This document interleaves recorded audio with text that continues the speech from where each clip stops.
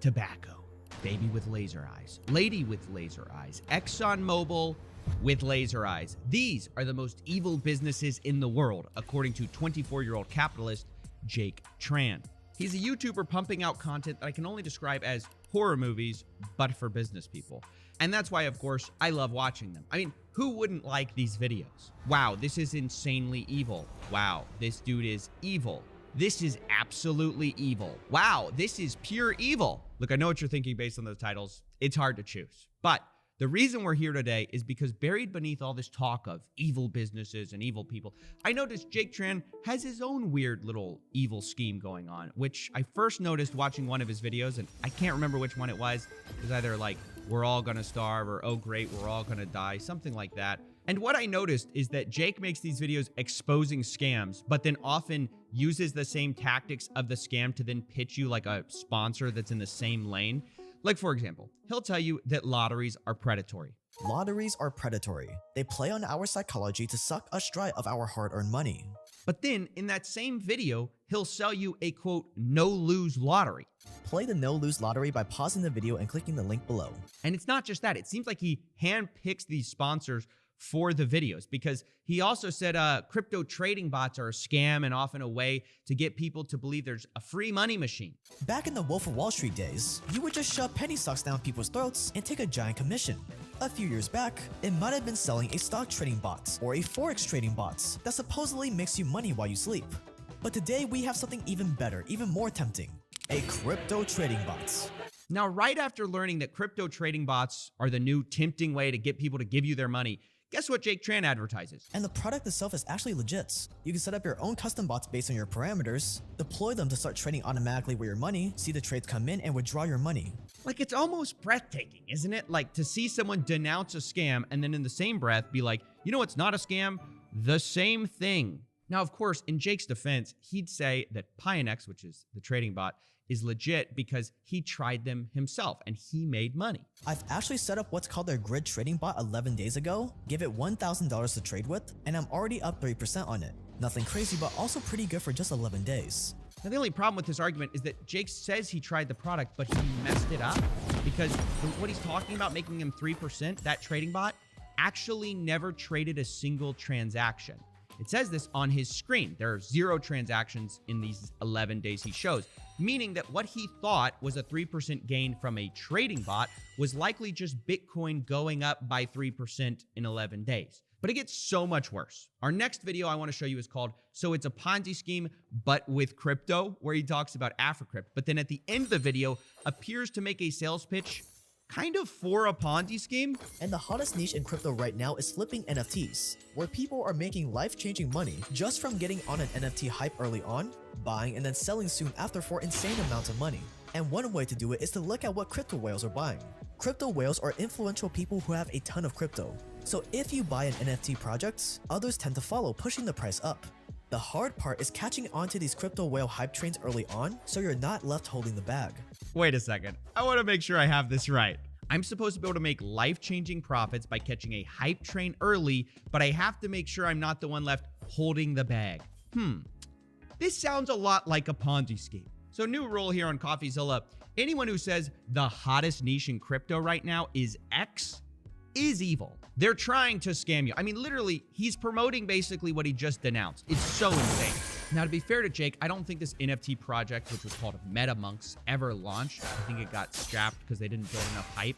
Instead, less than a month after it, a new video came out from Jake Tran called The Evil Business of NFTs. And this is where things get even more bizarre. In the weird world of NFTs, there is something sinister going on where criminals are making off with millions with what's called a rug pull. Okay, I'm pretty sure you guys know where this is going. Jake Tran is telling us how evil and profitable NFT rug pulls are. I wonder who the sponsor is. So if people want to get into flipping, like you said, to start out, are there any projects that you're looking into right now that you see potential in? Yeah, and one thing I want to make clear, when you're new, you need to spend a little more time to really try to understand that this team is authentic, they care, they actually want to build something, because it's really hard to differentiate who is using these buzzwords to manipulate you and who actually has good intentions and wants to build something for the long run. And so I guess I'll use the project that we're advising for as the example, the Cunning Wolf Society. I love the shamelessness. The guy you're hearing from right now, by the way, is Brett. He's the expert in rug pulls, supposedly teaching us how to avoid scams. And at the end of this video, he's like, yeah, you gotta be careful. People will just say anything to take your money. You never know who to trust. Oh, by the way, buy our NFT project, the Cunning Wolves Society. You could not have picked a less trustworthy name. You might as well have named it the Sneaky Snakes or Rug Pull Rabbits. I mean, who buys into projects like this? Like, hey, we're the Cunning Wolves. Our defining traits are that we're devious and predatory. Now, surprisingly, unlike the last time, it didn't really work out. This time, the project that they're supposedly advising on sold very well, over $1 million. And there's a lot to this because they ended up using a lot of the same tactics they describe as red flags earlier in the video to sell this project. Now that investors are down 80%, you have to wonder who's left holding the bag. But probably my favorite part of this whole thing comes right at the end. Because like I said earlier, Brett and Jake are trying to push this idea of like flipping NFTs in the form of this Cunning Wolf Society. But in this exact video, Brett, the rug pull expert, tells us that the real money isn't even in flipping NFTs.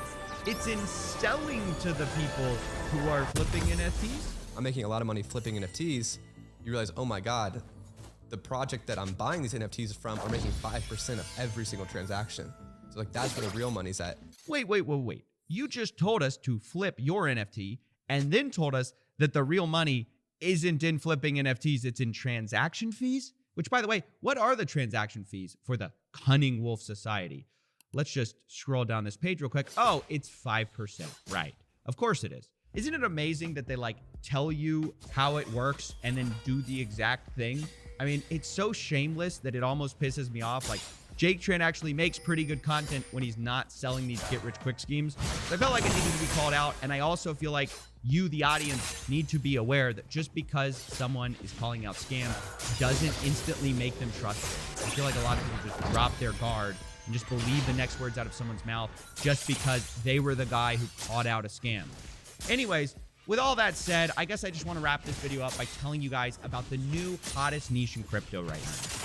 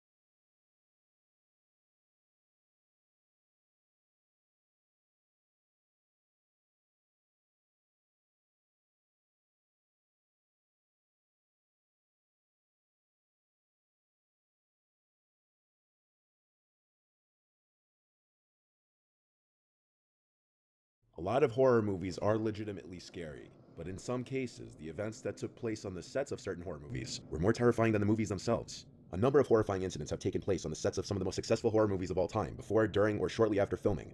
Whether these incidents were fatal accidents, cruel twists of fate, or some sort of evil curse still remains debatable. Perhaps a good place to start would be the Amityville Horror House, whose events may start to seem even scarier when you learn that horrors also took place on the sets for both the 1979 movie and the 2005 remake. The first Amityville movie starred James Brolin, who wasn't originally eager to take on the role, but eventually he accepted it because of something strange that happened. While reading the script one morning and getting to a scary section of the story, a pair of the actor's pants suddenly fell off a hanger, causing him to literally jump out of his chair in fright. James of course saw this as a sign that he needed to take the role, and the rest was history. Fast forward to the 2005 remake, with Ryan Reynolds taking on the part that was originally played by James Brolin. During filming, Ryan Reynolds, along with other cast members, claimed that every morning at exactly 3:15 a.m., they would wake up. The reason why that's terrifying is because 3:15 a.m. was the exact time that Ronald DeFeo murdered his entire family in the house. And it becomes a whole lot more creepy. At one point during filming, there was also an actual dead body that washed up near the filming set in the boathouse in the backyard of the house. Actors and crew members always suspected that there was an otherworldly presence during the filming of the movie. Whether they were right or just overly paranoid, who knows? The 2012 film The Possession is an unconventional horror movie that involves rabbis, Judaism, and a cursed Jewish relic called Dybbuk box that attaches itself to a young girl. A Dybbuk box is a wine cabinet claimed to be haunted by a Dybbuk, which is a malevolent wandering spirit that enters and possesses the body of a living person until exorcised. What happened on the set of The Possession left even the star of the movie, Jeffrey Dean Morgan, feeling very uneasy, and he already had a lot of experience acting in horror movies and shows under his belt. Some of the seemingly supernatural things that happened included lights exploding for no apparent reason, as well as chilly breezes wafting through closed sets for no particular reason. But the scariest incident occurred when the storage facility where all the movie props were being held caught fire and burned to the ground. A team of investigators concluded that the fire was not started from an electrical fault or arson, but the actual cause for the fire couldn't be determined. The Dybbuk box used in the movie, which played an important role in the movie, was destroyed in the fire, and the cast and crew later refused to allow the movie's producers to replace the Dybbuk box for fear that it was cursed. The Conjuring is a movie that's supposed to be based on the true story of the Perron family, who claim to be tormented by supernatural entities in their Rhode Island home in the 70s. While several of the family members spent time on the set during filming, the mother refused to go anywhere near it, as she was convinced that several unexplained events that plagued the filming of this movie on set were proof that the spirits hadn't finished with them yet. For instance, when members of the Perron family were visiting, a furious gust of wind suddenly rose and seemed to swirl around them. However, nobody could see any movement in any of the trees just opposite them, movement you'd expect to see from any normal gust of wind. Just a couple days later, the hotel that the actors and movie crew were staying in caught fire and everyone had to be evacuated. And it doesn't end there. James Wan, the movie's director, recalls working late in his office one evening when his dog started growling at something. He would get up to investigate, but he couldn't find anything that would be antagonizing the dog. However, the dog had his sights on something across the room. It seemed he had focused on an unseen entity in one corner of the room. James took a break from working after this, having been legitimately freaked out. Vera Farmiga, who played the role of a paranormal investigator in the film, refused to take the script home with her, as she said it made her feel uneasy. She also couldn't read it at night because she became paralyzed by fear whenever she tried. After a phone call discussion with James Wan, Vera opened her laptop screen, and there were 3 digital claw marks from the upper right diagonal to the lower left. This wasn't the last time it happened, though. Her next experience came a few months later, literally on the day that she completed work on The Conjuring. She returned home to upstate New York, and when she woke up the next day, she discovered what she describes as 3 claw mark bruises across her thigh. In 1983, a movie based on the Twilight Zone series was released. During filming, actor Vic Morrow was killed on the set. Deaths on movie sets have happened many times, but what makes this extra disturbing is the fact that Morrow appeared to predict his demise just a year earlier. A year before filming of the Twilight Zone movie began, Vic took out a $5 million life insurance policy on himself, explaining to friends and family members that he had a premonition something bad was going to happen to him on an upcoming movie. He had seen it in a dream he had. Unfortunately, his premonition came true, because while filming a scene involving a helicopter for the Twilight Zone, the helicopter crashed and decapitated him. 2 child actors were also killed in the accident, which prompted a lengthy investigation and court case. It was later revealed in court that the movie's concept artist unintentionally drew an identical image in his sketches to what actually happened, a burned-out helicopter in the middle of a river, essentially foreshadowing the accident. The accident led to civil and criminal action against the filmmakers, which lasted nearly a decade. One of the children's fathers testified that he heard John Landis, the director, instructing the helicopter to fly lower. All 4 parents testified that they were never told that there would be helicopters or explosives on set, and they had been assured that there would be no danger, only a lot of noise. John Landis and 4 other crew members would be found not guilty on the 3 charges of manslaughter, having been the first time a director was charged due to a fatality on a film set. The 1976 film The Omen is another horror classic following the tale of a young boy named Damien Thorne, who was replaced at birth by his father, unbeknownst to his wife, after their biological child died shortly after birth. As a series of mysterious events and violent deaths occur around the family, Damien enters childhood. They come to learn he's in fact the Antichrist. The film almost wasn't going to be completed due to an alleged curse that surrounded filming of the movie. So many horrible things happened on the set of The Omen that it can be comparable to the amount of bad things to happen in the movie. The tragedies began with the son of the lead actor Gregory Peck taking his own life as soon as filming began. The next incident was when a crew member suffered major injuries after getting into a car accident while driving to the set. But the tragedies didn't stop there. The scriptwriter's airplane was struck by lightning en route to the film's location. And if that weren't enough, an airplane in which Gregory Peck and the movie's executive producer were traveling in was also struck by lightning in a separate incident. Harvey Bernhard, the producer, was on location in Rome when he was almost hit by a bolt of lightning himself, and believe it or not, the horrible luck involving airplanes continued, and it got much worse. One day, the crew had decided to use a private airplane to get from one film location to the other. However, just after the plane took off with a number of the crew on board, something went wrong and the plane went down, crashing into a road and hitting a car, which then crashed at a high speed into another vehicle. All 11 people involved in the accident were killed. Another tragic death associated with the movie set was that of Liz Moore. John Richardson, the Omen special effects expert, was driving through the Netherlands with Liz Moore when they were involved in a terrible car accident. Richardson escaped with very minor injuries, but Moore's head was completely severed when the tire smashed into their vehicle. This incident was eerily reminiscent of a scene in The Omen, in which the character Keith Jennings, investigating Damien's supernatural origins, is decapitated by a sheet of glass that comes loose from a vehicle on a construction site. Richardson later reported that just before the crash, he passed a road sign that read Omen, 66.6 kilometers. Make of that what you will, but there's no denying that it's not too far off to speculate that the production of The Omen may have been cursed. That, or it was all just an outrageous coincidence. All that can be said for sure is that The Omen is a very iconic movie, and the chilling tales that surround its production have only helped to cement that legacy.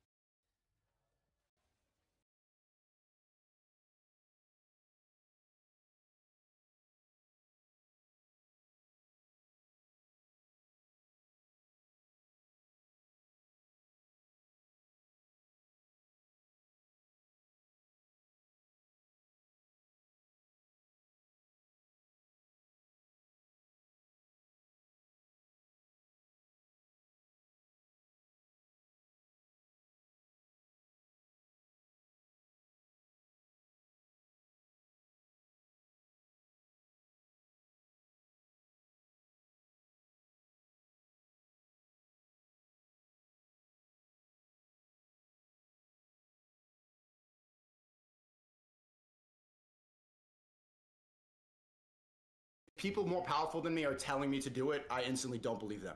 Okay, do you understand that that just makes you a sheep of the other herd, right? Of what herd? If there is a shepherd and he says all the sheep go left, you can either choose your own path or you can go right because he told you to go left. You understand? You're being just as controlled, right? So who's controlling me? The people that you don't like. All I ever hear you guys talk about are cars, mansions, 30 hoes. Why? Because that's dope. That's like, do you understand that when you talk about like a spiritual void, do you think that a spiritual void exists today in the Western world? Yeah, I believe in God. Okay, when you talk about those things, those are the exact types of journeys that lead you to the spiritual void. You're the male Kim Kardashian. That's the whole point. I'm the male Kim Kardashian? Yes. If you had a daughter and a guy like you came up to that daughter, would you let your daughter date that guy? If your daughter was 18 and Andrew Tate came up to her and when he's 40 years old, would you let your daughter date that guy? You wouldn't. You're not putting out into the universe the type of energy to get the type of woman that you want when you're in your late 20s. My channel just got, I don't know if you heard, I had a copyright strike. It's gone. It's gone. YouTube reviewed the content. They said it was nudity yesterday and I had a strike on my channel. First thing, and Destiny, I'm gonna tell you this for, I got a warning on my channel for Coco for some COVID misinformation, a bunch of horse shit. And now then I got another warning.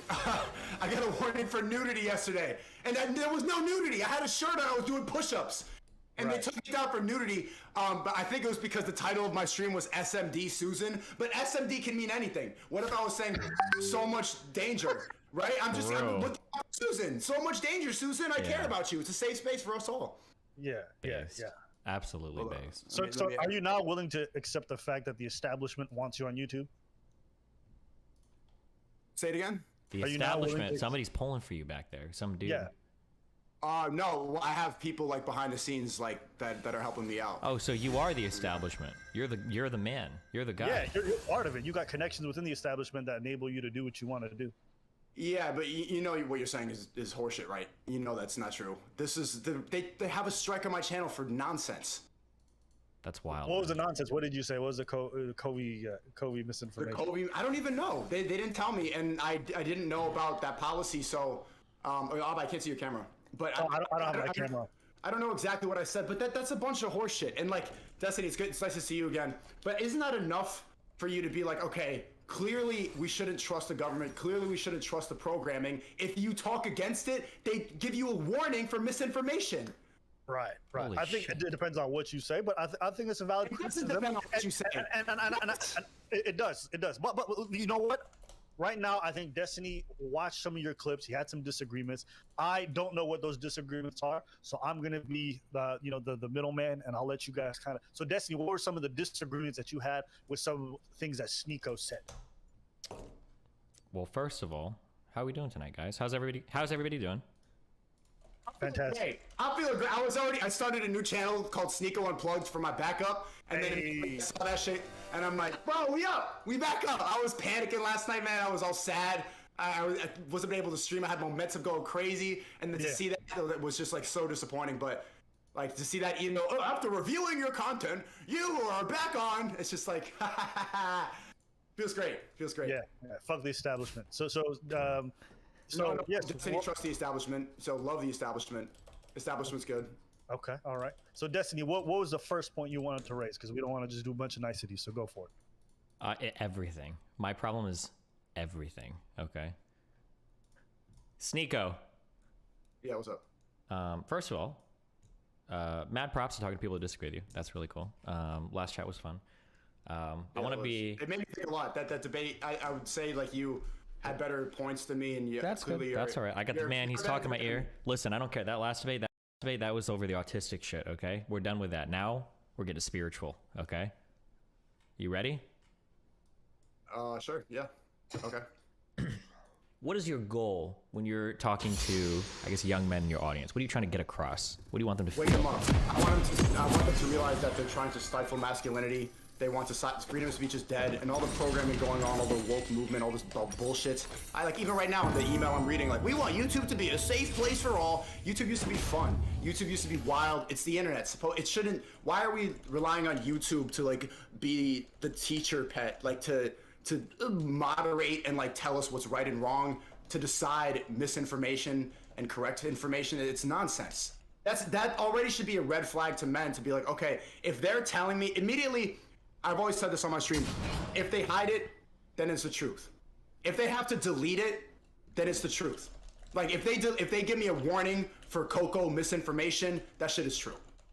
Okay, let's talk about your brain for a second, okay?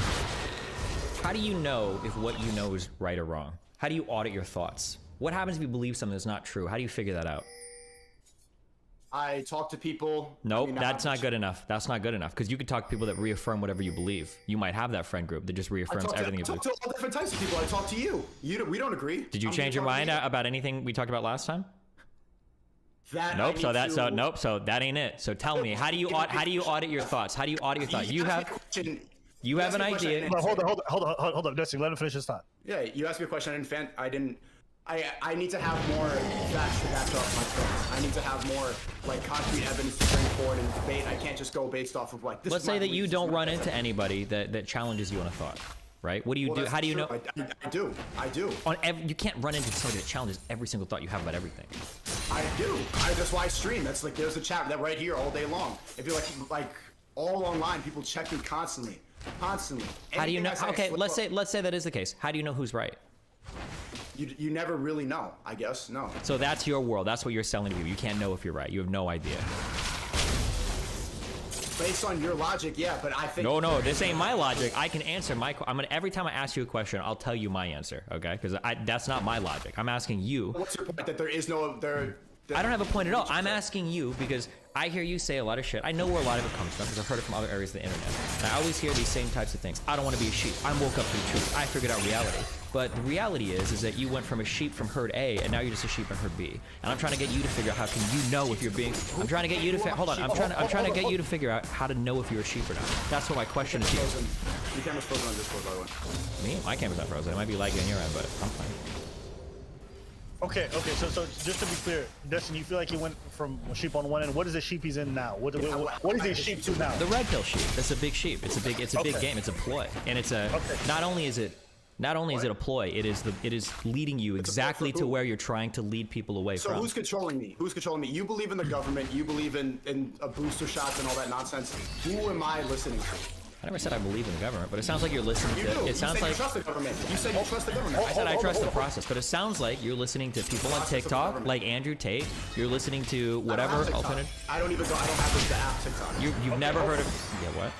I don't let me just bring it back because I think you guys were onto something before and then we're going on something else. So you wanted to understand how Sneako's brain works in regards to how he comes to his conclusion, how he went from one point to the next, right? How he went from whatever gets into his thought process. So let's just go back to that and then we'll move on to why we think what we think. So bring that question back, Desi. Can you bring that back? Yeah, I want to know how you audit your thoughts. How do you know that you're not just following somebody blindly into some dumb shit?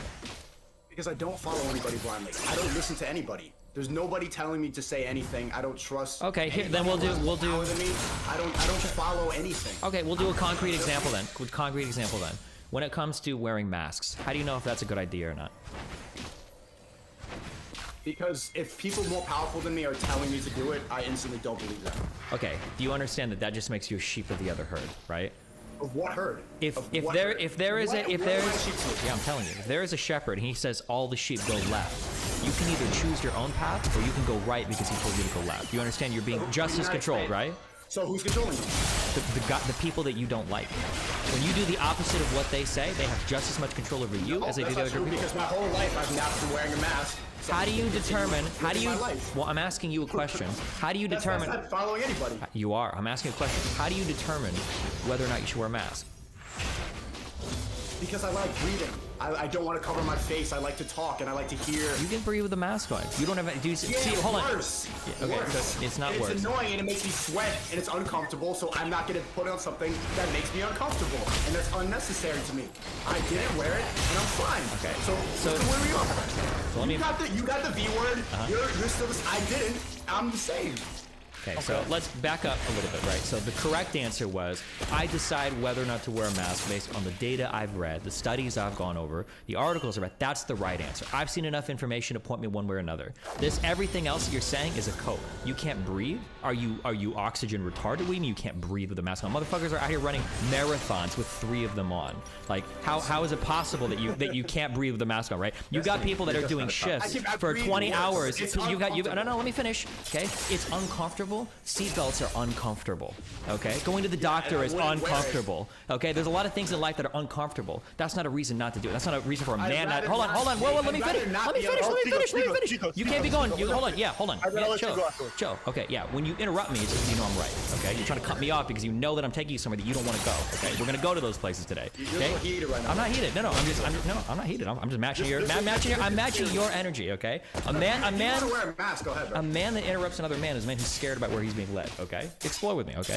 If you want to wear a mask or not, that should be something that you arrive at through your own independent thought process. Not because somebody else tells you not to, okay? That's what a 16-year-old does. I think you can do better than that.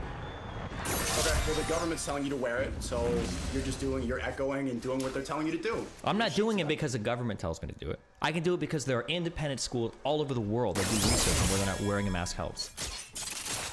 That's what I can look to for my information. They're also right? telling you to wear it. I don't care what the government. I'm not a sheep, so I'm not looking at what the government says to figure. You don't care what the government says? I thought you trust them. I'm looking. I trust the process of some of these involved with government, but that doesn't mean that I do it just because they say to do it. There are things the government could tell me to do that I would disagree with. That's possible.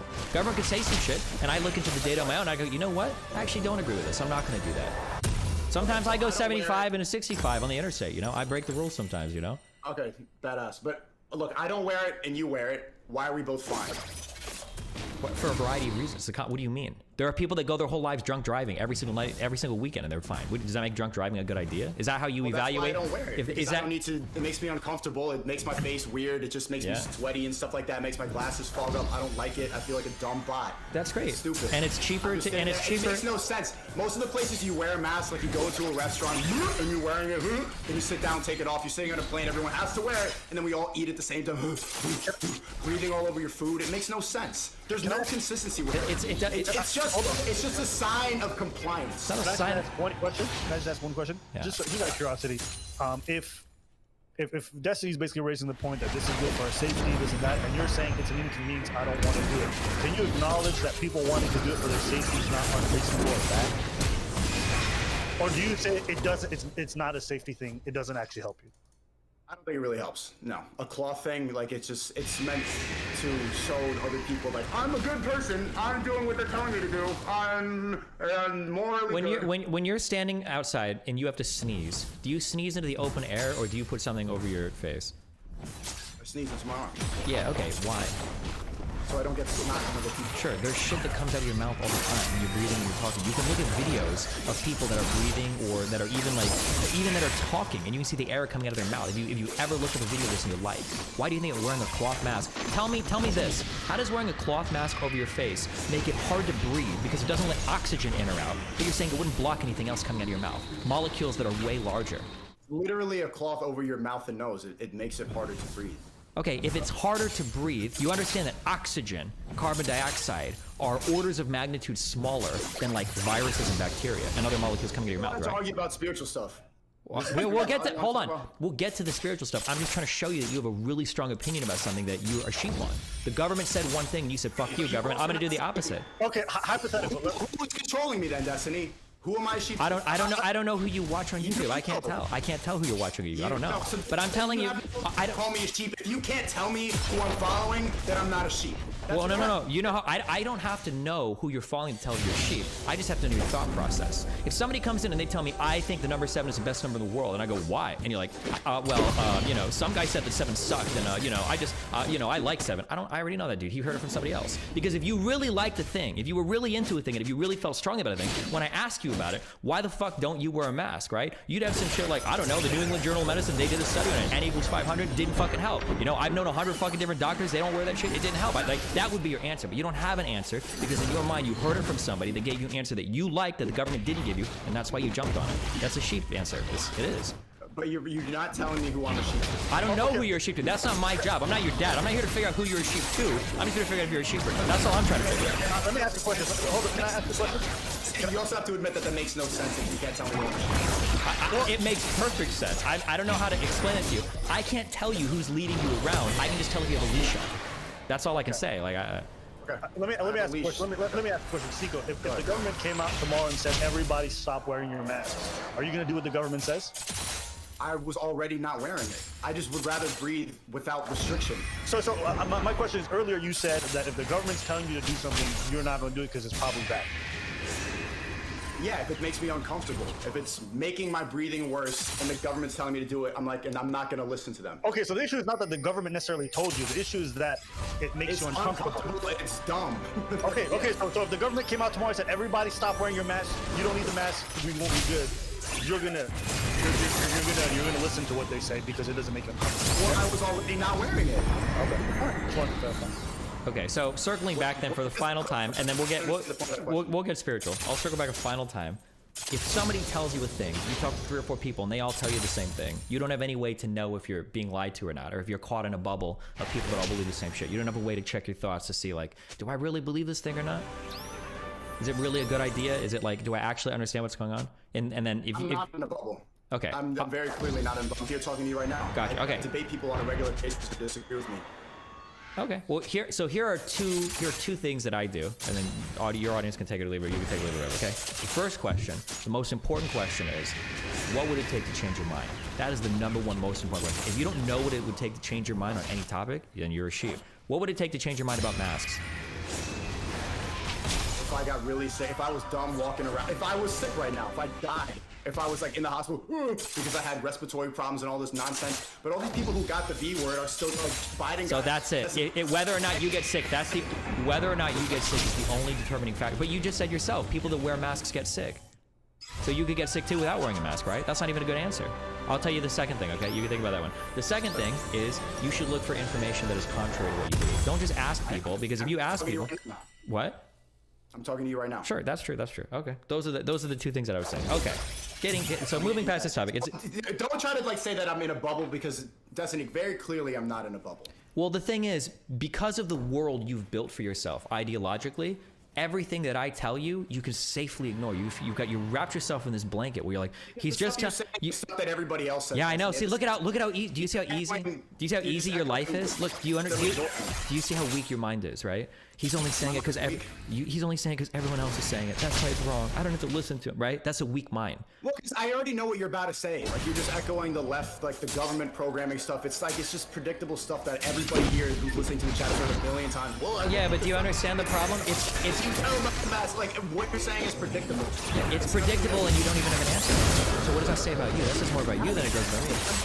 Your answer is that it makes it hard for you to breathe because it makes it so oxygen and carbon dioxide can't pass through effectively, but it doesn't block larger molecules like bacteria and viruses. Your understanding makes no sense. It's one or the other. You can't do both.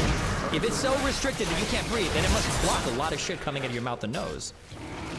Well, that's my answer. It makes me uncomfortable, and it makes me sweat weird, and it fogs on my glasses. Yeah, seatbelts do too. Do you wear a seatbelt when you drive, or do you not give a fuck with it? I have this thing where you could put a seatbelt like thing you could buy on Amazon. Just like advice for the chat, you can get like a seatbelt thing on Amazon that clicks in, and then it gets rid of the beeping sound. Okay, so you don't wear seatbelts either. Do you think seatbelts make you safer when you drive? There's some circumstances where a seatbelt actually restricts you and traps you inside the car. You can see accidents. There are some circumstances where somebody could collision. Yeah. You get mad interrupting and now you're there are circumstances where. Hold on. Destiny, let it finish. Yeah, go ahead. You can get into a collision, and if you have a seatbelt on, then you can get trapped in the car, and the car can catch on fire. But sometimes, if you're not wearing a seatbelt, there's instances where people have like literally thrown out the windshield because they weren't wearing a seatbelt and they survived. But a seatbelt could trap you in there. What do you think is more common? Do you understand statistics or probability? Yeah, I mean, I don't know what's more common, but it's uncomfortable and it's just. Do you lock your car? Do you lock your car at night? I think I'll be fine. I'm not asking you to. Fine. I'm asking you to use your brain. Do you lock your car at night? Yeah. Why? You're not guaranteed to get robbed. In fact, probably most likely you won't. Yeah, but it takes 1 second. It doesn't make me uncomfortable to lock my car. Wearing a seatbelt makes me uncomfortable. So if something is so you're here trying to preach to the masses how to be a successful man, how to be a masculine man, how to have integrity, how to be a good, upstanding person in the world. and you're telling me you won't wear a seatbelt because it makes you uncomfortable. That's your bar for acts of good behavior. If I see a cop, then I'll put it on. But other than that, like maybe if I'm going really fast, then I'll buckle up. But if I'm just like doing 20, Hold on, I'm not asking. Tell me, I don't need yeah. to You put the seatbelt on for a cop? Really? Okay. All right. In 15 minutes, I have 2 friends that want to join this. Abba, is that okay? Who are they? Fucking Brittany Venti and Laura Southern in like 15 minutes if you want. They want to join this conversation? Yeah. I mean, hey, Sneeko, that's up to you. Is it like more white people who agree with what you're saying? One of them Unfortunately, is half black, and then one of them is like a blonde girl. They're both that hyper. she hates white people. So. Yeah, they're hyper conservative. Yeah, they would probably agree with you. Yeah. But it's up to you. I'll let you decide in like 50. Trust me, Sneeko, I wouldn't say this. If I thought they would be on Destiny's side, I wouldn't. Fuck you. Eric, I really don't care. Well, Abba, what do you think? Were you? Also, Abba, we talked on your stream, and Destiny, do you hear about this? New York and LA is in a state of emergency right now because of the monkey. Yeah, Is because that of not monkey exactly? What does that sound exactly like? I think. Hold on, wait. Let's go back, okay? We're not gonna do the jump into 50 million topics, okay? Let's back up for a second, okay? When you're talking to people on your platform, okay, and I hear you talk, so I hear this to Abba, I hear things from Andrew Tate as well, a lot like this, okay? I hear you guys talk about what it means to be successful, what it means to achieve, what it means to accomplish things, and all I ever hear you guys talk about are cars, mansions, dirty hoes. Why? Do you understand that when you talk about like a spiritual void, do you think that a spiritual void exists today in the Western world? I believe in God. Okay, when you talk about those things, those are the exact types of journeys that lead you to the spiritual void. Are people pursuing Bugattis, mansions, and bitches. It is the most empty, hollow life imaginable. That's not the end goal, but that's just something I want. It's no, hold on. This is what's gonna make me be all end all happy. Like I want to have a wholesome life. I want to have kids. I want to have a good family. I want to just have a well-rounded, enjoyable life. And I don't think that's possible. Like the life I want, I don't think it's possible in the West anymore because people are so brainwashed. Yeah, but you're brainwashing them, right? You're the one that's brainwashing them in that direction. How am I brainwashing them? Because you're telling them that they need Bugattis, mansions, and bitches to be happy. I'm saying I want to get that, and I'm gonna get it. And a lot of guys, like I have a mostly male audience, they all want that too. And I know they want that because they play GTA all day, Sure. They play these video games all day, and they watch porn all day. That's great. So of course they want 10 bitches to mansion. That's fine. That's not the goal, and I'm not telling them they have to do that. Like I have Luke on my stream all the time too, and he just wants to have one wife. I'm not saying you have to do anything. I'm not telling people to do anything. I'm just saying my opinion. People don't follow me blindly. What you're doing right now. Your stream all agree with you. People who watch your stream all like, yes, take another booster. I can't wait for the monkey vaccine. It's just like, you know, you kind of have an echo chamber of people who agree with you.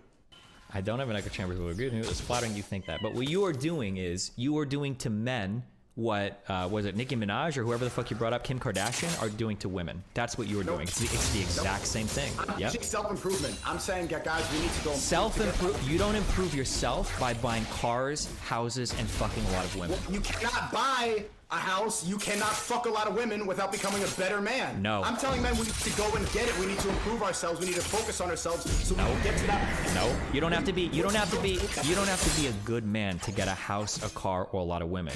You just have to be rich, or you have to know how to play the game. That's not being a good man. You have to improve yourself to get rich. You don't have to be. Hold on. You can improve aspects of your business. But you don't have to be. I need you to understand this. You don't have to be a good man to get rich. You don't have to be a good man to get a house and cars. These two things have. Yeah, you do. If you want to like echo the programming and like be a part of the system, then no, you don't really have to. But if you want to be independent and not listen to anybody, then you need to improve yourself. Because we want to get rich by connections. We want to get rich on our phones. We want to get rich with who we know. We want to add value. To add value and have people trust you and like be able to make sales, you need to be a better man. How do you get rich on your phone? Are you kidding me? Tell me. Streaming, crypto, dropshipping, e-commerce businesses. Streaming, crypto. You know what you just described? OnlyFans for men. right? You literally complain to ABBA. All these girls, hold on. Let me finish. You literally, I'll let you respond right after. let me finish. You just complain to ABBA. All these bitches are getting on OnlyFans trying to sell pics of themselves and do all that shit. Why is that bad? Because they're not working on themselves. They're not doing anything that makes themselves better. And now you're telling guys to download fucking Robinhood or go trade some shitcoin in the hopes that they get fucking rich, or they start streaming, or they hop on TikTok or whatever. What? They're not improving themselves by doing that. You're not becoming. Oh, let me finish. When you don't let me finish, it's because you're scared of what I have to say. Okay, that's the only reason you do that. I understand. I know. That's okay. That's okay. You're very scared. When you tell people that they have to pick up their phone and get rich, that's not self-improvement. You're not becoming a better person doing that. Okay, go ahead. Hugo. Okay, to start a business, you need to be a better person. And comparing an e-commerce business to OnlyFans is just goofy, because you're selling your titties and you're adding nothing to the world. All you're doing is making other people sad and creating a fake relationship that makes people sadder. It makes the woman sadder because she's just a whore, and it makes the men sadder because they're not gonna have an actual relationship. It's just a pretend relationship in their head. It's making people worse. OnlyFans does not add anything to the world besides the dopamine rush for both sides. Starting an e-commerce business, adding value to the world by like sharing value, like that's making the world a better place. Okay. Me entertaining people online, if I'm streaming, that's making people laugh and smile. That's making the world better. Funny is truth. If I'm sharing truth, that's adding value. How are you gonna compare titties to an online e-commerce business? E-commerce is you're leeching on affiliate links on trying to sell people products. How is e-commerce adding to the? Let me finish. Let me finish. Damn, dude, I sell merch. I've got affiliate links. I understand how the game works. Okay, I'm not an idiot. I live here. I've done this business for 12 years. E-commerce is not adding to the world. Okay, number one, trading crypto. That's not adding to the world. You're trying to out-speculate fuck some other dude, trying to out-speculate fuck some other dude, so that you're not caught bag holding when your fucking coin drops. Okay, crypto and NFT is not adding to the fucking world. 99% of these coins come and go quicker than a fucking girl open and close her fucking OnlyFans. Okay? Encouraging people to invest in crypto is good because it takes away the government's stronghold on currency. If we can decentralize currency and we can take the wealth in our own hands, we're adding value. Now, all the people, the government owns the currency that you're obsessed about. I'm telling people invest in crypto so you could take charge of your own money. You're not taking charge of your own money. You're paying off other people that are gonna fucking drop your shit, and you're gonna lose everything. You're gonna get rug pulled, and you're gonna have a coin that loses 99.8% of value. Like what's happened over and over. Yeah, if you're dumb, like most of the people that are gonna be listening to either of us. Most people aren't winners in crypto schemes. I've up in crypto too. I've lost money too, and you learn from your mistakes. Here's a question. So do you think most people listening to you, do you think everybody can win in crypto? Yeah, you buy yourself. Okay, when you buy crypto and then you sell it at more than you bought it for, how are you making money on it? Because someone else isn't. But exactly. So hold on. So if one guy makes 10 times his money, that means for that one dude, 10 other people lost their ass. Yeah, that's how it works. Dummies. So not everybody can win, right? You understand that? Not everybody can be a winner. And I even talked about Abba said, not everybody can get rich. Everybody can get rich if you apply yourself properly, if you have the right mindset, if you're smarter and you're better. So I'm encouraging people to become smarter and better. And don't be a dumb idiot. This is not my fault that I'm poor. It is. You're not encouraging people to get smarter or better. You're encouraging people to go on their phones and look for get-rich-quick schemes. That's what e-commerce shit is. That's what NFT and crypto shit is. No, it's not. I just shot my course, the Creativity Kit, and there I'm like, I share all the values and like everything that I learned on YouTube. I'm sharing information, adding value. It's not encouraging people to just get-rich-quick scheme. It's how do you add value to the marketplace? Okay, let's say that somebody takes your course for 4 years. Tell me what they learned. Everything that I've learned from 9 years of doing YouTube. Yeah, talk to me about it.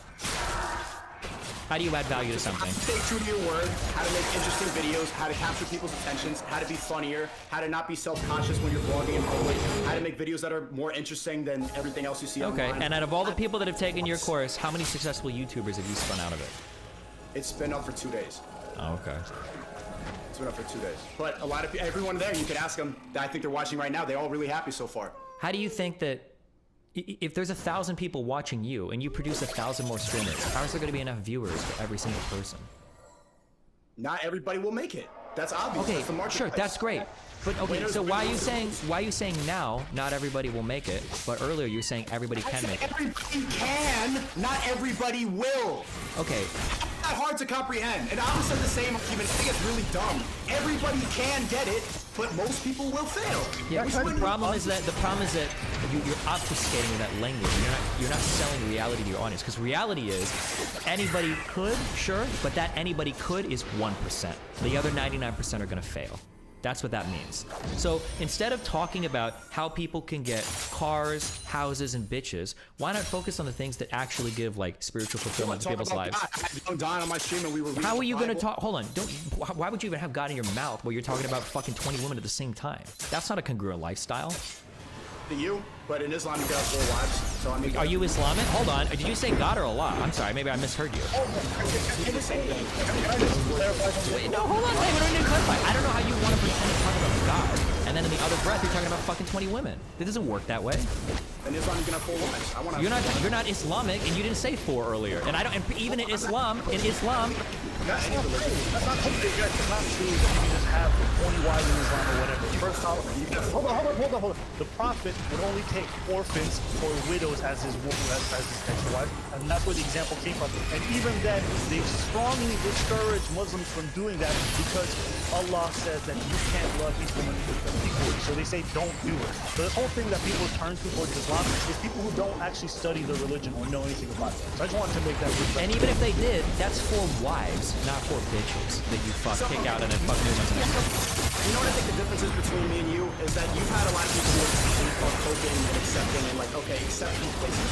I think there's a divide in the internet now for people who are ambitious and people who are complacent. Destiny, I think your audience is full of complacent people. People are like, I can't get rich. This is a pyramid scheme. This is a scam. This is bad. I'm going to put on a mask. And then my people are like, bro, I want to go get it. So you can pick one. Yeah, not everybody will make it, but you can make it if you apply yourself. It's that simple. Your path is the path of complacency. Your path is the path of spiritual and psychological weakness, right? Who am I complacent to? Because you're complacent to hustle culture, right? Because if you were talking to people and you wanted to make and build real men, you'd be telling people either 1, go to school, get a fucking education so you can get a real job, or 2, at least go and do a trade. Or if you really want to start a business, find some shit that you can offer that other people are willing to pay you money for because you can do it better for somebody else. Not fucking e-commerce. Not spamming affiliate links on some... let me finish. Not spamming affiliate links on some fucking blog so that some dude gets tricked on clicking on it from a fucking Instagram ad. Okay? When you talk about complacency, opening up 50 million TikTok videos and seeing people bragging about their 7 cars, well, these guys are probably crying themselves to sleep at night because they don't have a single person that loves them in the entire fucking world. That's the complacent path. And that's the path of weakness. It's literally, if you're going to talk about religious shit, that is literally the temptation of the devil. Flashing you like flashy shit and try to say, if you go and buy this, if you get that, if you've got this many women like you, that's the path to happiness. Come on, man. That's not what I'm saying. That's not what I'm saying. I'm saying I want that. I want all that stuff. Not that it's going to make me happy, but I want the capability to do whatever I want. I want to be rich enough so I can do that if I want to. That doesn't mean you're going to be happy. You need to be happy by like all the stuff that we all know. Family, close friends, being a good person. But I don't want anybody to hold me back. And see, people who watch your stuff, they're going to see videos of like cars and mansions and be like, I'm never going to have it. And then the people who watch my stuff, they're like, bro, damn, I want to go get that. So you can choose to cry and see like, this is a scam. This hurts feelings. Or like, bro, how do I get it? I want to talk to that guy and learn what he learned. You don't spend any time on your channel talking about those other things like family, close friends, being a good person. Because I know, because I've watched some of your content. I've never heard you talk about like, these are things, okay, I'm sorry. Do you have a lot of videos where you talk about this is how you be a really good friend? This is how you be a good person? Or is it obsessing over material possessions 99% of the time? If I were to ask your audience, what is Nico? What? Being a good person is not something I need to explain. Oh, see, this is what I mean when I'm telling you that you are unfulfilled and you don't know what you're talking about. No, hold on. Just by you saying, being a good person is easy, that's not true. Being a good person requires more work than starting your own business. Being a good person requires more work than getting lucky on some shit coin. Okay? So what do you think is being a good person, Destiny? Being a good person means having honor, means being honest, it means doing the right thing when it's difficult to do it. It might mean being reliable for your friends. It might mean having a job or providing for a family. Being a good person can mean a ton of different things in a ton of different contexts. Everybody knows what you said. Everybody knows that. Not everybody does. Do you think most people are good people? Do you think that we have guidance in society right now to be good people? Or do you think that most of it is trying to tell us how to open a Robinhood account to look for the right penny stock to get rich on? There's a lot of distractions for sure, but it's not, bro. This is the distraction. I'm telling you that you are the distraction from being a good person right now. I'm distracting. I'm a bad person and I'm encouraging bad people. Yeah, no, you're encouraging bad behavior. by telling people that the path to happiness is lined with Bugattis, mansions, and bitches. How are you saying that that's my path? That's not what I'm saying. Because that's what you talk about. Listen to what your desires are. You're trying to pretend. You get triggered by stuff like that. But I'm not triggered at all, dude. I know what the path to happiness is. I'm not out here. I've never said that you need to like have a Bugatti and like the material objects. Actually, I'm very anti-materialistic. You are the most materialistic. You're literally telling ABBA, like, you're saying, I see apartments and I want to own that. I want to get that. I want to own that. What do you mean? Why do you need to own that? It's gonna make me happy. I want I want to be the master of my own universe. I don't want to be held back by anything like, oh, that's the person's better than me. No, I want to be the best person I can be and be able to buy whatever I want. You're saying you want to be the master of your own. Being able to get it. You're saying you want to be the master of your own universe, but when you walk down a street and you look at buildings, those buildings own you. Do you understand that your whole drive in life is material? That's what's driving you. How are you the master of your own universe when you see something flashy and that's what's pushing you to earn more money, to open more e-commerce shops? That's not just it. It's not materialism. It's also just the relationships and the way people are. People are distracted by Kim Kardashian, by Instagram, by TikTok. Yeah, you're the male Kim Kardashian. That's the whole point. I'm the male Kim Kardashian? Yes. Telling people that you got to start a business, you got to do e-commerce, you got to get 20 girls, you got to get the cars, you got to get the buildings. If you think that telling people to go get it and to hustle is being the male Kim Kardashian, then we just fundamentally disagree on life. What's the difference? That Kim Kardashian is encouraging, like, you get famous for nothing, to be a thought, to just put on makeup and say nothing and you could be famous. I'm encouraging people to be the best version of themselves. Okay, be famous for nothing and being a thought. The male equivalent to that is saying, try to make a YouTube channel and be funny and trade crypto. It's the same thing, but for men. How do you not see that? That's not the same thing. That's adding value to the world. And you're not adding value to the world by buying and selling crypto. You're adding value to the world by making yourself a better person. Look, you're getting really triggered by the crypto thing. I'm not triggered at all. I don't know why you keep saying that.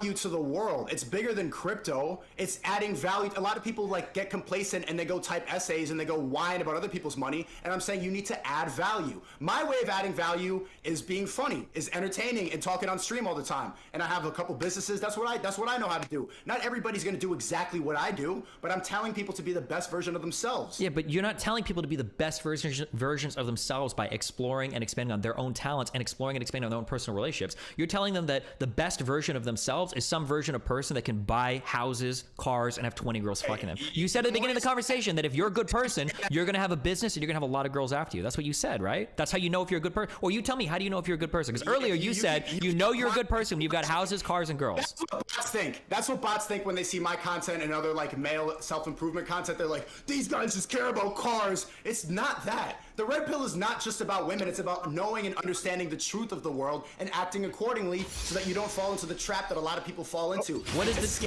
everything that the government tells us to be scared about? Did you tell me earlier, did you say, I asked you, how do you know if you're a good person? You said a good person is somebody that can buy houses, cars, and get a lot of women. Did you not say that? A good person is a wholesome person who does the right thing. The same stuff that you have. Has good friends, is good to their family. Okay, I'm glad you got. Cool. I'm glad I got you to come around on that now. So a good person isn't somebody. On that, that's what I've always believed, and I say that all the time. I talk about God on my stream. How do you? Okay, well, let's do this. Okay, how do you have God on your stream while you're talking about so many different women? How is that God-like? How do you expect, let's say that you do that. Let's say somebody gets your lifestyle, okay? And you get your 20 women up to your 25, 26, 27 years old. How are you just going to flip that off and then go and find one woman when that's what you've been putting out in the world?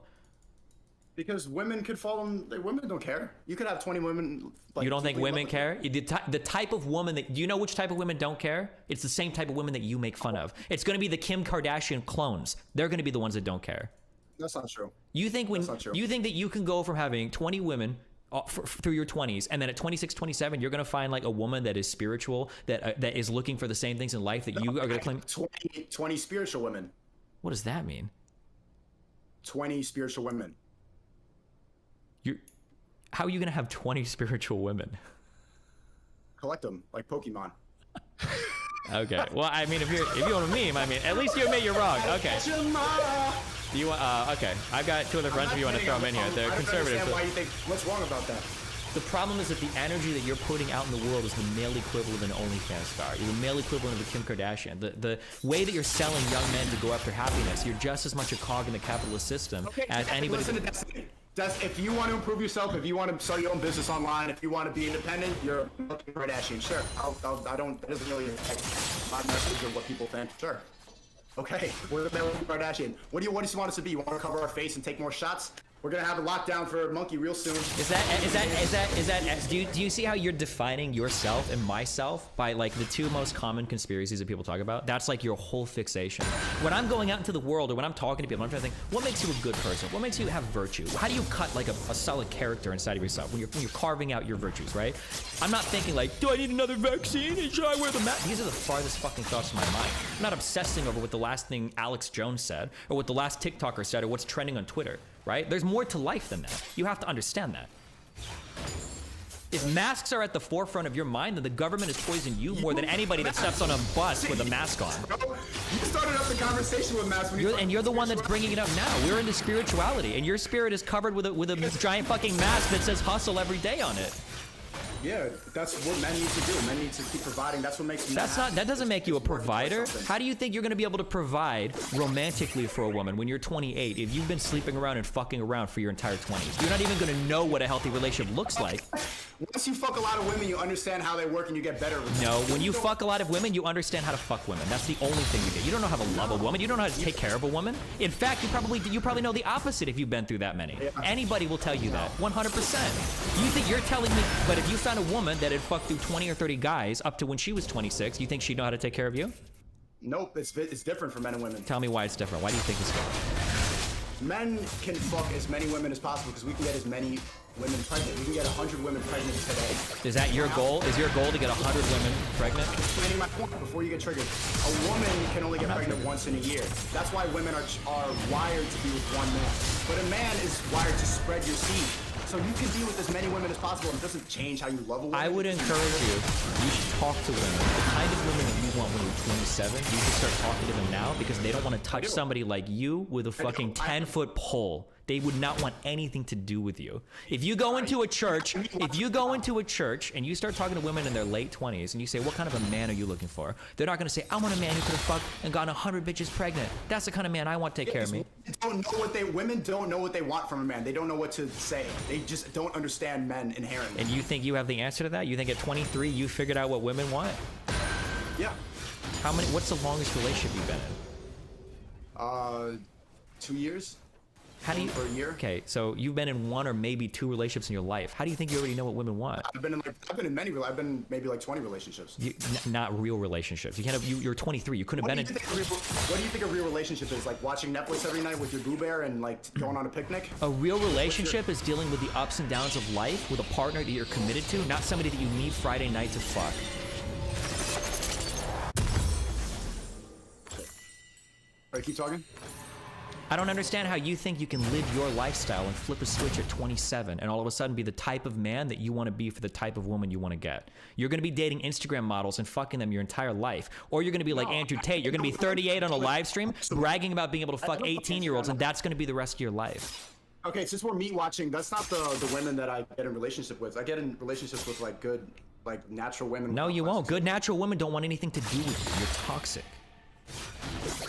You sound like a bitch, bro. Do you think a good woman's? That was another man calling another man. Let's look at conservatives, okay? Do you think if you had a daughter and a guy like you came up to that daughter, would you let your daughter date that guy? Yeah, I'm a good guy. A guy that said he's been with 20 women by the time he's 23, a guy that's looking for you would let that daughter date that guy. You're lying. You know you're lying. I have to ask, Sneaker, you would give your daughter to a man who has 19 other women? Wait. He was a good guy, yeah? Really? No shot. That's the biggest cope. That might be that's the bigger cope than the guy with 15 fucking booster shots that's going for his 16th one right now. That's the bigger cope. That's the bigger cope than the 82-year-old getting the smallpox vaccine because he thinks he's gonna get fucking monkeypox through the air. That's the biggest cope I've ever heard in my entire life. There's no shot. You wouldn't let your daughter near that guy. Would you let your daughter date somebody like Andrew Tate? If your daughter was 18 and Andrew Tate came up to her when he's 40 years old, would you let your daughter date that guy? You wouldn't. You're not putting out into the universe the type of energy to get the type of woman that you want when you're in your late 20s. I'd rather she be with like a strong, independent man than a guy saying, that guy's toxic. Why do you have to be, you're not, what you're talking about isn't it, what you're talking about isn't it. It's a shot toxic guy. Like, that's toxic. I'd be more afraid of that. Yeah, you're back to the masks. You think about masks more than sheep do, more than the government does. You're like so fixated on it. It's not even a mask to you. It's actually a safety blanket. It wouldn't surprise me if you had a weighted blanket made out of like discarded masks. It's like keeping you nice. Just keep me away from the mask, guys. Right? I wasn't talking about the mask. I was talking about the fact that you just called me toxic, which is some female shit. That's not female. I'm saying that if you're going through so many women at such an early age, you're not putting out the right energy in the universe to get the type of woman that you're telling me men should be after. You should want when you get to your late 20s. And I also have to say, Steve, most women who are pious, religious, be it Christian or Islam, aren't interested in being one of 20 or one of 30. Yeah, absolutely They not. get their conservative values, and it's not the way that they set things up. Do you understand that, or do you not believe that? Yeah, that's true. Right? And That's true. also, I know you guys have been going at it for a bit, but when I hear you gloat about Andrew Tate or all these other guys, it's like you go on their Instagrams, you go on what they advertise. What they advertise are the bad bitches. What they advertise are the women with their titties out. What they advertise are the very women that they criticize, or the kind of material wealth that you say is not the most important thing. But it's like their whole pool for young men is these things. Oh, I got all the women. I got all the baddest bitches. I got all the money. I got all this stuff. So when you say, oh no, that's not what we're selling people on what makes a happy life, I have to look at society. Like, that's literally what all the red pill guys sell. They have themselves in pictures with hot women, and they have themselves all the material goods in the world. So how are you saying that's not what we're pushing as like the antidote for happiness? I don't understand that. Instagram, but that's to catch people's attention. But that's overall not the end goal. No, hold on. You have to understand this, okay? Because I don't know. Okay, hold on. I'm being really mean. I know I'm like bullying you out. Okay? I don't mean to do that, but you can take it, okay? You can take it. When you go through life acting a certain way, right? You are carving out like pieces of your soul every time you make a decision. Every time you fuck a new woman, every time you fuck somebody over to get a new business, every time you make a new fucking trade on your Robinhood account, because all you're doing is trading crypto to get rich, you are trading away pieces of who you are to achieve some goal. By the time you're 27 or 28, there's not going to be any part of you left to go after the lifestyle that you say might be your ultimate goal. You can't say that you have goal A when you spend your entire life getting things from goal B. You can't just switch up in the middle like that. You're not building towards anything. You're going to crash into a wall. By the time you hit 30, you're going to realize you spent your entire life building towards something that you don't even want. And by the time you do go over to the stuff that you do want, the people that are in that area that have been working at it since they're 20, they're not going to want to have anything to do with you. You're going to be 10 years behind every person that you want to associate with. I don't know why you get so mad about my lifestyle. I'm not, hold on. I'm not mad about your lifestyle. If you want to have like a nice, wholesome relationship with my wife, then go ahead. But I want 10, and I know a lot of people watch my shit want 10. There's not enough women in the world for every guy to have 10 girlfriends. I think it triggers you because... Why do you keep saying I'm triggered? I'm perfectly fine in my life. I'm not triggered at all right now. If you want to say that I'm triggered, I'm not triggered about your life. What I'm triggered is that you are selling OnlyFans for men. You are leading people down the same spiritually empty road. It's down the same spiritually empty road that Kim Kardashian is sending women down. That's what you're doing. Great point. You got him. Okay. I think that the fact that you're getting so triggered about like the alpha male stuff that you see on Instagram and TikTok is because deep down, every man kind of knows that like this is natural. And you've given up on that. You've given up and you've trusted the government. You listen to what you're told. You say words like toxic for other men. You got programmed. And so I always see it for people like you in the comment section too and in the chat. They're like, what? And it's like the reason you're getting heated and triggered is because I'm tapping into something that's inherent. This is stuff that men, this biological for men. Fucking a lot of women, taking as much as we possibly can, being the best version of ourselves, that's natural for men. And you hear it, and at some point you gave up on that and decided to believe in the left-leaning bullshit and say words like toxic and put on a mask.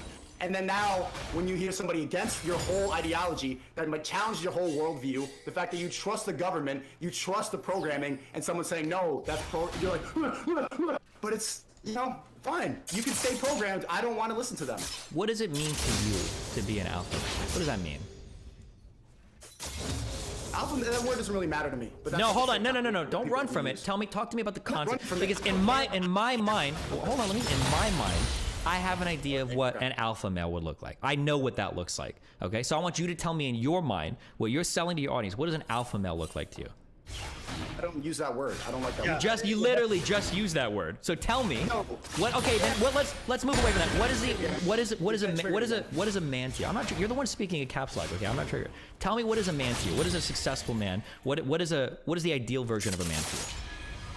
A man that could do whatever he wants to do.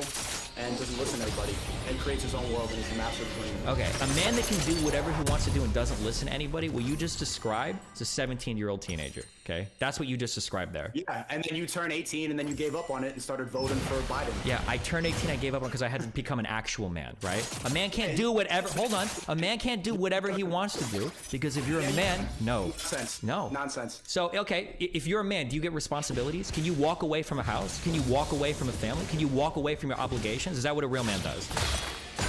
That's not what a real man wants to do. A real man doesn't want to have any obligations in his life. No, obligations to other people. Like you create your, like the friends and the family you have are something you cultivate. Sure. So Like, you don't do, choose so that. at some point, being a man isn't about doing whatever you want to do. Sometimes it's about doing things you don't want to do. Sometimes it's about upholding obligations or virtues that you have. That's bullshit. All right, then what you're describing to me. If you don't do it, don't do it. It's that simple. What you're describing to me is an unruly teenager. If you don't want to do something, don't do it. Just walk away from it. Fuck it, who cares? That's what you're describing. And then what happens though, hold on. Let me put one more point. Destiny turned 18 and then gave up on his balls. And then You don't even know my background to say that. You have no idea who I am or what I've done or anything. I know who you vote for. Let's stay out of the personal. Let's stay out of the personal. I mean, we can get personal if you want. It's just the worst argument to have. It's just Steve, your argument is essentially that basically you can do what you want and that you assume your responsibility, correct? Yeah. And if you don't do that, then you're letting go of your boss. Yeah. Do you think that people that, let's say, sacrifice their lives to save their countries or do all this other kind of stuff, where they're assuming responsibilities that may be against what they want, but they're doing it because they understand that their responsibility as a man, their duty is to something higher, and not even themselves, but to something larger? Do you accept that that's probably a higher indication of what a man's supposed to be, rather than being able to do whatever the fuck you want? Well, if that's what he wants to do, if he wants to give up his life for his country, that's what he wants. That's his bigger belief. It's not He's a master of his own universe. It's not about giving up your life to a country. It's that if you are a man, you understand that you have obligations to your family and to your community that are going to overrule things that you want to do. A man that does whatever he wants to do, that's a weak man's idea of a strong man. It's a guy that walks out on anything, doesn't give a fuck about anybody, does whatever the fuck he wants because he's only in the self-interest of his own happiness. This is a guy that's never going to have a real life. He's never going to have real friends or family because everybody's going to look at that dude as a teenager that's going to drop everything and quit when life gets too hard. Like all the tests of being a real man are about doing the things that you don't want to do when you most don't want to do them. Everybody that is an adult that has integrity will tell you that. If it's righteous, but a lot of the stuff that you think are like doing stuff you don't want to do, like putting on a mask or like wearing a seatbelt and then injecting another whatever. Putting on a mask and wearing a seatbelt. These are the everyday things. These are the everyday things. That's what you're told by the government and by the higher ups as a real man. Your idea of a real man is brainwashed. You're saying words like toxic to me. Yeah, I'm saying words like toxic to you because when you can't have God in your mouth right after talking about fucking 20 women by the time you're 23. Those two things are fundamentally incompatible with each other. So of course I'm gonna call you toxic. Okay. But I'm not the one calling you toxic. It's gonna be the woman that you want when you're 27. She's gonna be the one. It's gonna be the woman that you want when you're 27. She's gonna be the one that's calling you toxic, and her father's gonna be the one that's calling you toxic. That's the problem. I don't care that much. It's just funny for me. I don't care. But I'm telling you that that's the future that's waiting for you. But also, I've noticed in my life, like in my experience, women actually like toxic guys. Yeah, 22-year-old Instagram women like toxic guys. The types of women that like the toxic guys are the same types of women you're making fun of every day on your show. No, my longest relationship was she was like 5-6 years older than me. She wasn't American, and she thought it was like toxic and problematic, all those like words that you're using. But she never left. Well, she left because she had to leave because of like because of visa restrictions and stuff like that. She had to go. But that was Why didn't you It's triggering. I can't believe you say that. And then they stay. You know? That's just they like being in that. They like living in that. Why didn't you marry her? Because I'm too young. I don't want to get married yet. And also she's older and stuff like that, and she's older, so you were dating her, you had no intention of marrying her? How is that Christian? How is that godlike? What's the point? I'm not Christian. So then why talk about God? Or which God are you talking about? God is an idea to me. So I'm not religious. Yeah, okay. So here's the second part, okay? People that won't even call themselves Christian, let alone non-denominational, okay? People don't even call themselves Christian. You don't have an idea of God. You don't have a relationship with God. You have a word that you throw around to try to sneak some of your ideas in under. Because following, hold on, wait, let me finish. This is important, okay? If you want to follow some version of God, if you want to follow some religion, right? You can't just pick and choose the nice parts of it and then apply those in a way that makes you look better, right? In that case, you're wearing religion like a suit. You're just wearing it like a convenient piece of clothing. You could put on and take off whenever you want to. You can't tell me, if you can't even tell me like a faith, Christianity, Islam, Judaism, you can't even tell me any of that, let alone dimension. You can't tell me that you have a religion. Who do you even pray to at night? I like ideas of all religions. All religion I like. That's you have nothing. You don't have a religion. Just say You're getting triggered. Relax. I'm not triggered at all. I don't have a religion. Let him go. Yeah, okay. I like ideas of all religions. I read all of them. And prayer to me is meditation, is reflection, is thinking.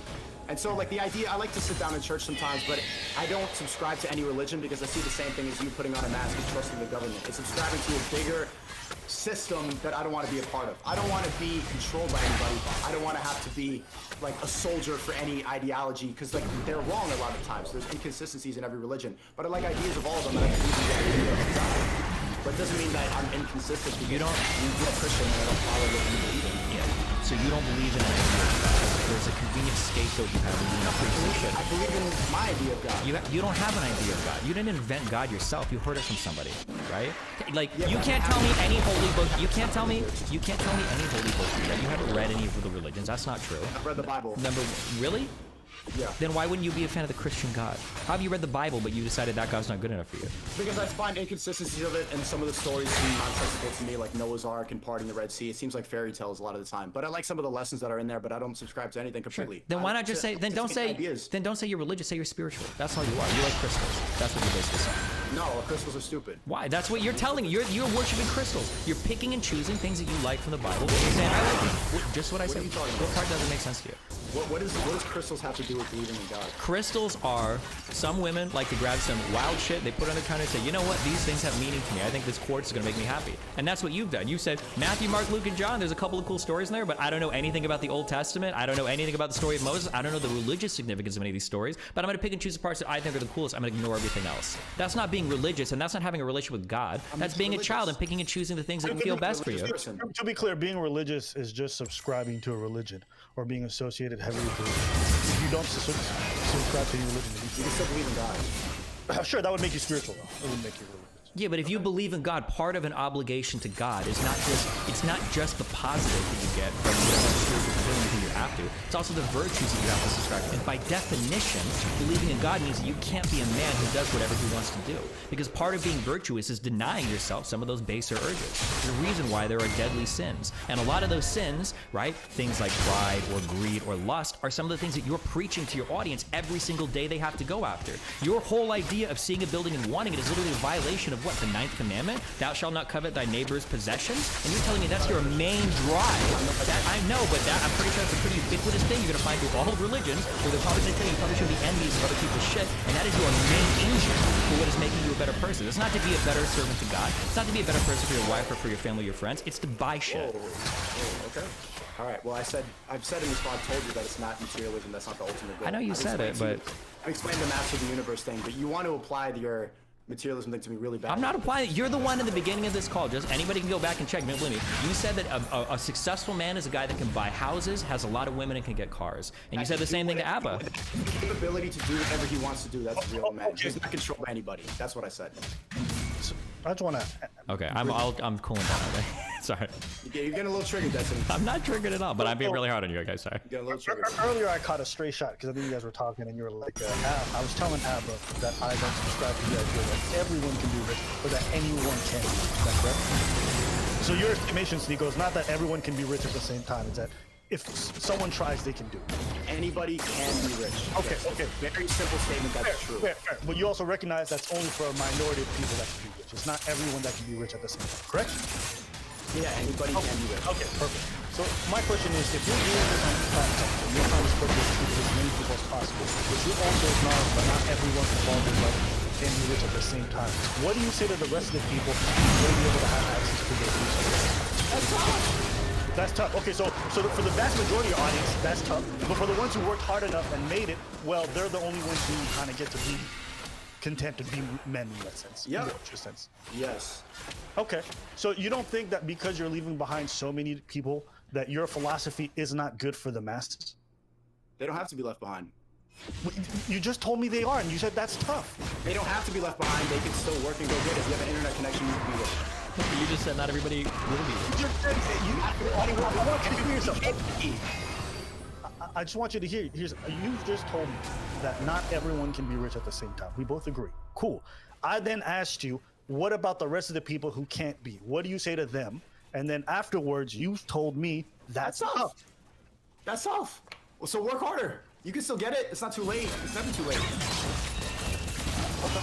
What's so hard to understand about that? I think that, so let me end on a positive note, okay? I think that the better message that I would send to people is, by the time you're 16, 17, 18, you probably figured out you have a couple of unique talents and things that you can do better than most of the other people around you. What you should do is you try to work on the things that you're best at. Find a way to turn that into a career so you can make enough money to provide for yourself and hopefully a family. And the skills that you need to practice through your teenage and early 20 years is the skills that you think you need for the rest of your life. So at 30 or 35 or 40, you see yourself as having a lot of friends and a close family. And when you're in your 19, 20, 21 phase, you need to practice maintaining friendships and maintaining family. Those are the things that you should be working on. Because from 20 to 30, if you spend your whole time carving a statue inside of yourself that looks like a man trying to climb a $20 million building, that's going to be the person that you are when you turn 30. You should spend your whole life working on those virtues you have, working on the talents you have, and doing what you can with what you got. And then by the time you're 30, you're going to find that magically you've wound up exactly where you want to be because you spent your whole life building towards it. If you build towards something else, you're not going to have what you want at the end of that road. In my opinion. That was a good opinion. Well said. Sneeko, what is your opinion in closing? If you have any. Let's go get this shit, bro. Let's go get it. Get this money? Let's go get it. Yeah, let's go get this money? Let's go get this bread, bro. Let's go get to it. Let's go get to it. How did you? What did you originally get banned from YouTube for? Did they ever tell you? Was it just because you were doing push-ups, or? Coco misinformation and nudity, and they didn't say, just like communicating my content. They said it didn't violate it. But there you go, Destiny. I mean, you were banned on Twitch too. It's important to like open your eyes up to stuff like that. If you have an opinion that goes against their agenda, that should be enough, in my opinion, to wake people up. The fact that they try to take me down for nudity and misinformation about Coco is just nonsense. And that should be enough to be like, huh, if I can't even speak against the programming and they're banning me for it, then maybe it's true. Do you have an MCN?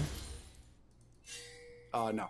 Oh shit. Okay. If you obviously, I don't even know how big you're on YouTube, but if you're doing your stuff, the only benefit to having an MCN, you said you had connections before, but getting sometimes MCNs get you really high connections on YouTube. So when your shit gets like banned for bullshit reasons, you've got like a dude that you can call and be like, hey, I need you to fucking talk to the people that are the head of like. I don't think that they would ever sign me. Maybe I'd be able to find you. If you get a big enough channel. I think they're gonna think I'm toxic. No, the MCNs are like independent of YouTube. They're just like multi-channel networks. They just manage a bunch of channels. So if you've got like bigger YouTube friends, they take a cut. Yeah, well they might take a cut, but it might be worth it They because will take a cut. sure, but it might be worth it because for people like you, if you are getting banned for bullshit or whatever, you can reach out to a dude and you can say like, hey, I need you to see like what you can do at YouTube to escalate this shit, because it's really scary when you start getting banned and shit and you don't have a person to talk to. You're like at the mercy of YouTube's bullshit system and you're like, fuck. That's like super scary, but at least it's super scary to me. Yeah, I mean, if you have a connect for it, that'd be dope. But, yeah. Okay. Well, listen. Any thoughts, Abo? I think on mine, I was just enjoying listening to you guys. I think you guys had a on both sides. So for me, on the outside, I was just listening, and it was cool. It was cool to watch other people just do it in front of me. So yeah. The camera wasn't working the whole time, Destiny. This stream was just like my dumb head. Oh well. You could just probably edit it in afterwards in post-production by changing the list. Yeah, I'll do that. Yep. Okay. All right. Well, listen, guys. I won't keep you. I know Destiny's got another stream with the two conservative chicks, so I'll let you go do that. Yeah, well, hey, you guys have fun. Thanks a lot for the combo. I appreciate it. These are like hard combos, so like I have a mad respect for you, even if we disagree. Again, 2 weeks or 3 weeks, something like that. I was thinking a lot about the last debate we had, and this one's really thinking about. All right, well, hey, good luck, man. I'll see you later. Take it easy. Damn, dude, the spirituality shit has given me like the narrative structure to work around, like hardcore.